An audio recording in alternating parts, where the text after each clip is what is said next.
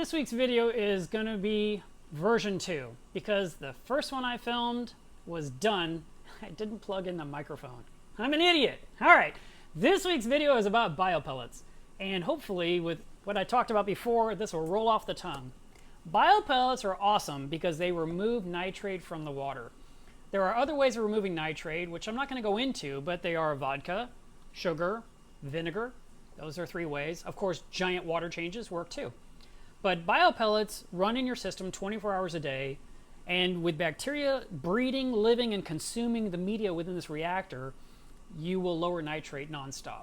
And I love that. I started using biopellets back in 2011. I'd been using vodka for 3 years prior to 2011, and when I set up the new 400-gallon reef, I went ahead and said, I'm going to try these biopellets, and I'm going to do it for real. Now, I used Vertex at first, and then I used Ecobac, and then finally I've been using Biospheres, which, you know, they're plastic polymer. There's not a lot of difference between them. This one, the shape is more like pearls. The other ones are more like snippets of spaghetti noodles, you know, just a little thicker and then cut to little tiny guys. For some reason, Biospheres don't create a funny brown mulm on the sand bed of your tank. And mulm is basically a very light detritus that will sit on the surface of your sand, and if you took your hand and went like this, or if you had a small scraper and you went like this, it kicks up and then it kind of settles back down. That's mulm. And this doesn't cause it. The Biospheres don't seem to have that problem, so that's one of the reasons I like it. Matter of fact, because I like it, I do sell it in my shop at melovesreef.com. And I sell it in 500 milliliters or 1,000, or half a liter and a liter. And so let me get into it. When I first set up my first biopellet reactor, it was before there was a lot of advice, there was a lot of guesswork of how it worked. And I filled my reactor to the top with biopellets. I had 2 of these bags in there, which is 2 liters of biopellets. It was filled to about here. And for the entire first year I ran my reef, I had 0 nitrate, 0 phosphate. It was great. I was feeding all the time, and I didn't worry about it. Then, over time, people who were warning, don't use too much at first. So I'm going to give you that advice just because it's smart. So if your tank is 100 gallons, and you're supposed to use 2 cups of biopellets, for example, then perhaps start, you know, people say start at 25%. That's a little bit on the too cautious side for me, but you know, again, if you're going to use 2 cups, eventually you could start off with a cup. You could use a little bit less. You put in the reactor, you let it get started, and by get started, it has to get populated with bacteria. And then over a week or 2, you add a little bit more, and then you add a little bit more until you get to your proper amount for your tank. But I don't know, maybe I'm a little bit more risk-taking. I haven't run into problems other than the one time, and there's a different video on my YouTube channel where I overdosed way too much Prodibio. Okay, let me talk about bacteria. You got plastic polymer beads, you have salt water pumping in, making them tumble and go out. How does that bring nitrates out of the system? It doesn't. These don't remove nitrate. What removes nitrate is the bacteria that is living and chewing on this media and devouring it. So you have to put bacteria in your tank. I've been using Prodibio's Biodigest and Bioptim every 15 days for years. And if you don't want to use Prodibio and you'd like something else, there's a product on the market called Microbacter 7, and it's a lot of people will say MB7. So if you see MB7, they're talking about this. It's from Brightwell Aquatics and everyone sells it. You would put this in your system once a week. A smart move when you're putting this in your system is to turn off your skimmer for 4 hours so the bacteria stays in the tank and isn't skimmed right back out. Since I use Prodibio, I put it in every 15 days, and that has worked out fine. Now, what happened when I overdosed too much bacteria in my tank is that all my biopellets were consumed way, way faster than normal. Usually something like this, you would go, you know, when I had it full to the top, it would come down 1/4 of an inch to 1/2 inch, I don't know, every 10 days or so, and it would work its way down. And remember, I told you my first year I had no nitrate. It was awesome. And then one day I saw some nitrate on the test kit, and I thought, how strange is that? And I checked the reactor, and there was like 7 beads tumbling around the bottom. It was completely empty. And because I just kind of forgot about it because it had just been running so smoothly. So you do have to replenish this as it gets, as it's consumed. It's being devoured by the bacteria. They're breeding on it, they're living on it, they're eating it. And then the output of your biopellet reactor needs to go into the intake of your protein skimmer, because the decaying material coming out of here and the dead bacteria that's flushing out, you need the skimmer to pull it out immediately. Now, let me tell you, that's really important, and I really can't emphasize it enough, because I think it was 2014, Prodibio came out with a newer vial size, this size actually, and these vials are their pro version, and they were enough to treat 500 gallons of water per vial. And I had always been told since day one, you can't overdose Prodibio, so I wasn't worried. But I didn't know this was for 500 gallons. I thought it was for 250. So I was putting in 2 of these at a time. So I was putting in enough bacteria for 1,000 gallons every 2 weeks. And like I said, all my bacteria just got consumed. And all of that rotting stuff came out the tube, went into the intake of my skimmer, and my skimmer was pulling out stuff that literally looked like pudding. It was so thick that when I took the collection cup off to the sink to wash this muck out of there, I was thinking, is this even going to go down the drain, or is it going to just sit there and clog up my sink? But fortunately, with water running, it did break down or dissolve apart and go down the drain without issue. But all my biopellets were in the collection cup. It had burned them all up. I had talked with Prodibio, and like I said, you can watch the whole video. It's like a 37-minute video on my channel, where I talked to them and said, I think I've overdosed Prodibio, and I think it's something in conjunction with biopellets, and it is possible to overdose. And after some time, they concurred that I was probably right on my guess. So what happened to my reef when I overdosed? Any coral that was green in my tank turned brown. So I had huge monopora that turned brown. I had a frog spawn, they were brown. Everything that was green turned brown. It was the weirdest thing. I didn't lose livestock. I might have lost 1 or 2 corals, but my reef was essentially okay. And I knew to stop dosing this entirely, to remove the biopellet reactor, which was half empty anyway, and just let the tank recover for about 12 weeks. I knew in about 12 weeks the corals would rebound and they'd heal, and they did. So I went back to dosing Prodibio after the 12 weeks, every 15 days. And for probably about 9 more months, I didn't run any biopellets at all. And then nitrates had begun to rise a little, and so I said, let me go ahead and install biopellets again. And I was running them for, I don't know, 6 or 7 months. And then something weird happened in my tank. And I don't know what it was, but back in November of last year, somewhere between November and January, when I checked my notes, my nitrate shot up on the tank to as high as the API test kit would measure, which was 180. And I just, I was like, that's crazy, let me retest.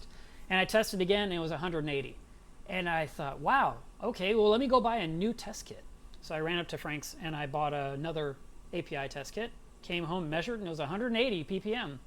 So I look at my livestock, I'm looking at my fish.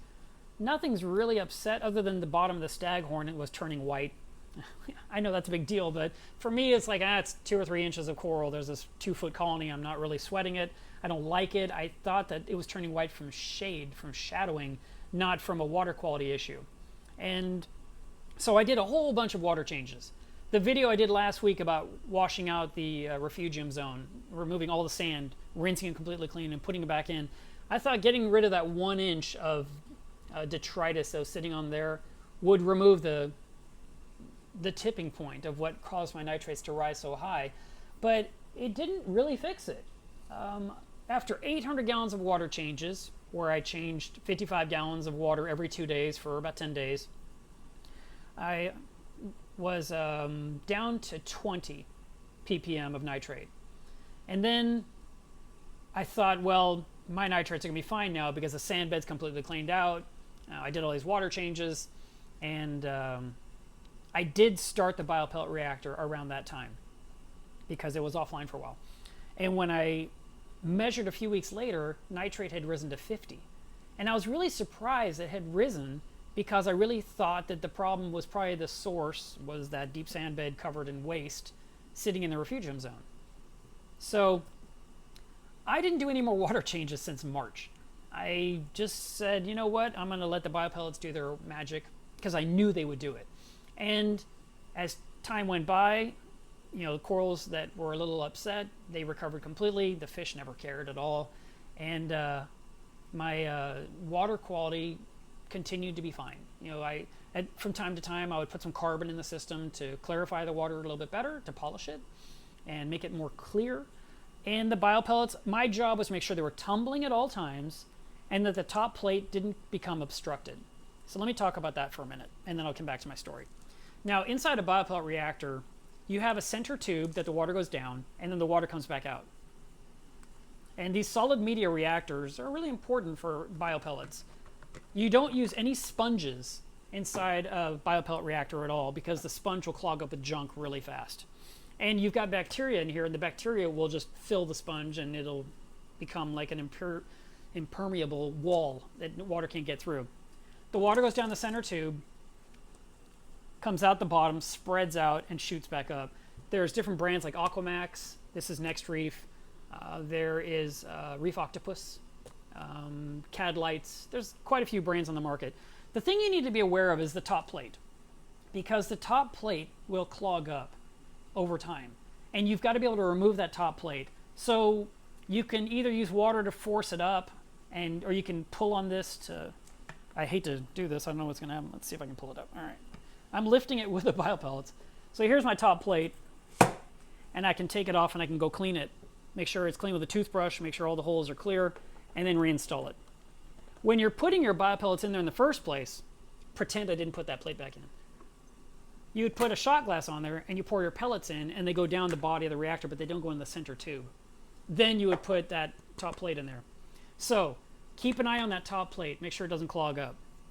Now, I went on a 8-day trip to California last month, and while I was gone, you know, before I left town, it was fine. When I came back, this was clogged up. It just did, and the media stopped moving. And when the media stops moving, the water in here becomes anoxic. The oxygen level plummets. The bacteria dies, and the pellets die. I know they're not living, but they turn gray like they're dead, and they smell like sulfur. They're horrible. So I threw them all away, washed out the reactor, and refilled it. When I checked my nitrate on the tank with a brand new test kit, you'll be happy to hear I didn't use API this time. I used an ELOS test kit. It measured 1 ppm. And I didn't do a water change since March. So that's 5 months with me feeding at least 3 times a day for 5 months, running biopellets and some carbon occasionally. And it worked. So yes, I totally believe that biopellets in conjunction with bacteria will definitely remove nitrate from the water. It can also remove phosphate from the water, but I don't count on that. This is my nitrate remover. I was literally at the point where, you know, I thought, man, these nitrates are so high, I might have to use a denitrifier, where you use a type of media that's got sulfur in it, and you put the water in very slowly. It drips out like slower than a calcium reactor. And so I went and borrowed one from Tammy. She gave me some media, and I was going to hook it up, but when I measured my nitrate and they were so low, I was like, I don't need to use this thing. These are working great. So I recommend biopellets to other people. Now, when you open up a brand new package of biopellets, something that you need to know, it's important, it's not hard, it's just need to know it. You need to soak these for 24 hours before you use them. Because this is a Mylar pouch, I can actually open the top and I can put the water right in here and let them sit in the pouch overnight. You might put the pouch in a bowl or something in case it tries to fall over. But you can fill it up with RO water, you could use salt water, and then one person that recently posted suggested that you use Microbacter 7 and just pour this in there and let them soak in bacteria. And you know, that's actually a pretty cool idea. I like that. I wouldn't use the bacteria after it's been soaked in this stuff. I don't know. I think I would just soak it, and then that's sacrificed to the drain. And I would put the pellets in my reactor without the liquid. And then I would get a fresh bottle for that weekly dose of Microbacter into your tank, or your every 2-week dose of Prodibio. And that will, the benefit of soaking your pellets in advance is that way they won't float up to the top in your reactor. You want them down here and you want them tumbling all the time. And that way they don't obstruct this top plate. I can't emphasize the top plate enough. The top plate has to be cleared out, because if it's clogged and the media doesn't move, the media is going to die, the bacteria inside is going to die. And then if you were to unclog it and you have dead stuff in there and you turn it back on, you're pumping dead stuff into your tank. So don't do that. If your media dies, if it turns gray, if it smells horrible, throw it away, start fresh. It's not going to hurt your system at all to start fresh. Your system will be fine. I mean, I haven't run biopellets in my tank now for about a week or so. I soaked this, I got in the reactor, I knew I was going to film this video, so the tank's just got carbon on it for now, and I'm about to pull that reactor off and put this reactor in its place with the output going to the area right in front of my protein skimmer, so the skimmer will remove what's coming out. Other things to know about biopellets that you may not be aware is that as these kick in, your water clarity will get better in the tank. And as the water clarity improves, the light from above will penetrate better, and it could actually sunburn your corals. So you may need to lift your lights slightly higher, run them less intensely, or run them less long per day because so much light is penetrating. Or let's be optimistic, your corals weren't doing so well, you started running these bad boys, and now your water is getting in check and your corals start growing and the light is just making them grow like crazy. So there is that. But just kind of find that balance point between cooking your corals and growing your corals. So there is that. Also in the past, it was recommended, don't run your alkalinity too high when you run biopellets. So typically it was aimed for around 8 DKH when you run biopellets, and that's what I did for a long time. And if you ran higher, like if it got up to 10 or 11, the tips of your SPS corals would burn. And when they burned off, and you know that might be in conjunction with too much light, but odds are it was the alkalinity coupled with biopellets that caused that to happen. Then the tips grow algae, and the algae stops the coral from growing upward, and so you have this algae problem, and you keep snipping off the tips so that the coral can heal and fix itself and grow upward. So controlling your alkalinity is important because you don't want it to be too high. If your alkalinity does go too high temporarily, you could take biopellets offline, or you could just do a big water change and get the alkalinity back where it needs to be. What else do I need to tell you? I'm actually referencing my article. I have an article about this topic on my website, and I'll put that in the description of this video. You need a really good skimmer.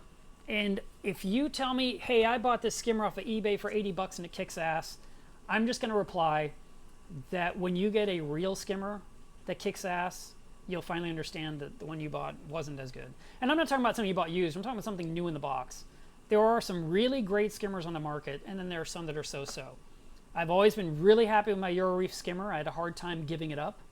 I'm loving the Nios skimmer. That's why I have 2 of them now, one on the Reef and one on the Frag system. Reef Octopus is a good brand skimmer. Skims is a good skimmer. Trying to think who else comes to mind. Aquamax has a line of skimmers. It's got to be a good skimmer with very fine bubbles that creates good foam that pulls sludge out of your tank. If it's pulling out tea-looking water, it's not that great a skimmer. If you have a good quality skimmer, it will keep up with what's going on with your biopellet reactor perfectly. If you have a less than stellar skimmer, you may need to do bigger water changes to alleviate what's happening in the system. The benefit of running low nitrate and low phosphate in your tank is you can feed your tank more and not think about it, not worry about it. I don't worry about feeding my tank. If I decide to throw bananas in there, or some banana in my tank, or when I go ahead and I put in nori, or I put in frozen food, or I put in pellets, or I put in flake, I don't care. I eat all the time. I feed my babies all the time. My fish get to eat, my corals get to eat, my corals are growing, my fish are fat. I think that fat fish are stronger and able to have a better immunity against disease. And so when I've seen something occasionally break out of my tank over the years, I had one thing happen with Spock where she had this weird like white thing on the top of her forehead, basically. It looked like a snow cap. And I thought, what is going on? And I sent a picture to a fish disease guy, and he said, oh, that's not good. And just be glad it's not on her gills. I'm like, okay. And I was leaving town the next day. So I check on Spock the next morning as I've got my suitcase in one hand and my camera bag in the other. And it has moved down to her cheeks. And I'm like, oh no. And, of course, his advice was take Spock out of the tank, put her in quarantine, put her in this medication. She's got to go through these dips. And I'm like, I'm gone for the next 4 days. I can't do anything. Spock, you're on your own. And it wasn't I didn't care, but there was no way I could ask my tank sitter to go deal with this disaster, in theory, surgery of the reef trying to fix this problem. Instead, after 2 days, I got a text from him saying Spock is completely fine, there's nothing on her. And okay, maybe I'm crazy to believe this, but it's a theory. I don't have to be right. But my theory is well-fed fish are strong fish and can resist more than skinny fish. And people that have skinny fish oftentimes have skinny fish because they're worried about water parameters, and so they don't want to feed their tank as much because they're worried they're polluting the water. I was visiting a hobbyist here in Arlington years ago. It was a tank tour. And his fish were beautiful, and I said, please let me feed your fish. And he said, yeah, there's a jar of fish food right there. There's some flake food. And so I put in some flake food, and the fish are eating. And he looks at me, and he says, I only feed my fish once a week. Again, I eat at least 4 times a day, so I kind of feel like my fish deserve to eat. Matter of fact, when I had a dog, his food bowl was always full. He could eat whenever he wanted. I never said you only get 1 meal a day. So that's how I am with my pets. My rabbit, the same way. I just leave them food so whenever they're hungry, they can eat. Anyway, I put in some more food in his tank while people were watching. They're kind of chuckling at me. And he says, Mark, now I got to do a water change. And, because I wasn't putting in a lot. I was just putting in more. And so I put in a third little tiny pinch just to annoy him a little bit more. And he said, now I've got to take my skimmer out and clean it from top to bottom. So we had this little verbal tete-a-tete going on. It was hilarious.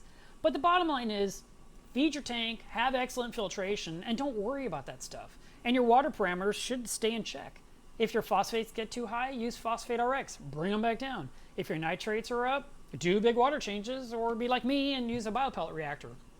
I will get back to doing water changes again. I'm not trying to never do water changes, but this year I just had a weird thing with my plumbing on the water change vat that I wanted to change, and I kept saying I'm going to fix that this weekend, and then it became the next weekend, it became the next weekend, and I think it was back in May, and I told myself, man, I should just make some salt water and do a water change, even though I hate the way the plumbing is, and then I'll fix the plumbing later. But I didn't. It just sat there. It's still not done. And I don't know if I'm going to have time to take care of that plumbing project before MACNA, which is in 3 weeks. So I just found I can prove that biopellets work because I haven't done a water change since March. And yet I was able to remove all the nitrate from my system with biopellets and bacteria. And it wasn't any work. All I had to do was make sure that this top plate wasn't clogged. Did I mention that? Here's the biopellet reactor installed in the sump, and you can see the tumbling of the pellets, but there's a lot of open area above those pellets. It's just water. You're going to start to see stuff floating upward toward that top plate that I keep warning you. Make sure it doesn't get obstructed. I'd say the flow rate through my reactor is probably around 400 to 500 gallons an hour, but you'll have to match what works for your system to get that right number. It's not really about gallons per hour, it's about how the media is moving. If you've run biopellets in the past, be sure you tell me in the comments how it went for you, whether it was good or it was bad. Were you willing to wait the 4 weeks before it even begins to break in, or were you just disappointed right out of the gate? As I pan upward, you can see the rest of the reactor as well as the tubing where it's connected at the top and bottom. It's not pressurized, so I don't need hose clamps. And the water is flowing into the reactor, and then it comes out the reactor and goes behind the skimmer, so that way the output is pouring into the intake of my protein skimmer. All right, next week's video is going to be about MACNA, and it's about what it's about and what you can look forward to seeing. And 2 tickets are going to be a prize, so be sure that you tune in, watch the video, and enter the contest. And if you win, you get to go to sunny San Diego, California. It's September 9th through 11th. I'll be there all 3 days, of course. I'm speaking, and I've got a booth for me. Appreciate all your comments. I go through and I read them all. When you guys like and share and comment and subscribe, thank you for all of that. Keep doing that. I am working very hard to make sure I'm doing a video every single week so you have something to count on. And there's lots more to come here through the rest of this year. Thank you for watching.